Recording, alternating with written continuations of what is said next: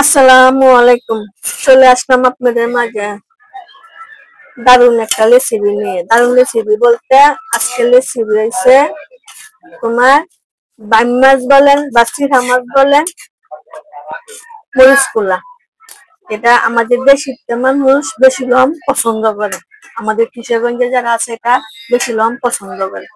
এই ভুনাটা মানে ইয়াটা মরিচ পোলাটা। অবশ্যই কি সিস্টেমে করবো না করবো অবশ্যই পুরো ভিডিওটা দেখতে থাকবেন, সাথে থাকবেন। ভালো লাগলে অবশ্যই লাইক, শেয়ার, কমেন্ট, সাবস্ক্রাইব করে দিবেন। নতুন ভিডিও আপনাদের মাঝে চলে যাবে। চলেন বেশি কথা বাড়াবো না, আয়োজনটা করে নিই। আজকে দেশিতে মাছ বাইম মাছ বলেন বা আমরা বলি চিরা মাছ, এখানে সবাই বলে এটা বাইম মাছ। আজকে বাইম মাছের মরিচ পোলা সবকিছু একসাথে দিয়ে দিব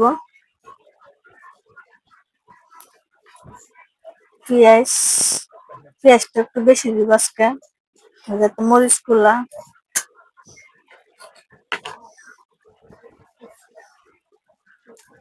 আধা চামচ হলুদ,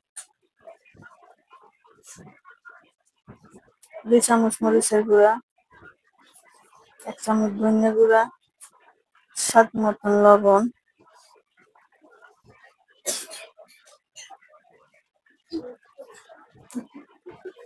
তেল,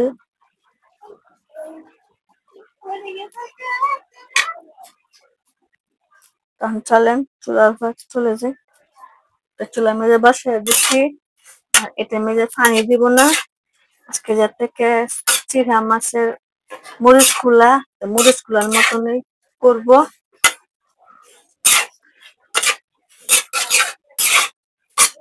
খালি লাগতে থাকবো লাগতে কারেন্ট গেছে, ভিডিও দেখতাম গেছে, কারেন্ট গেছে, জ্বালা আন্দা উন্দা কি আপনাদেরকে ভিডিও দেখাবো, কিছু বুঝতেছি না। আর চালটা শুরু করে দেওয়া লাগবে, এটা মতো হইতে হবে, মচমচে মানে মরিচুলার মতন, তাহলে হোক। আসতেছে